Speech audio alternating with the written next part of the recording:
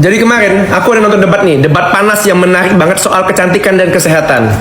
Di situ aku cuma mau respon satu hal aja terkait seorang dokter yang mengatakan nama treatment di suatu klinik itu boleh saja, apa aja. Intinya kan hanya judul.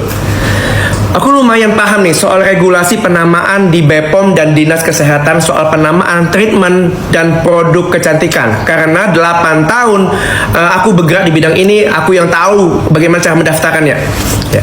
Penamaan treatment dan produk kecantikan itu sebenarnya ada undang-undangnya di dalam penamaan BPOM dan Dinas Kesehatan. Makanya kalau kita nih jualan serum brightening, ya kita nggak bisa bilang nih di BPOM ini serum pemutih, nggak bisa. Mengapa? Kata-kata whitening, pemutih, magic, super dilarang di BPOM.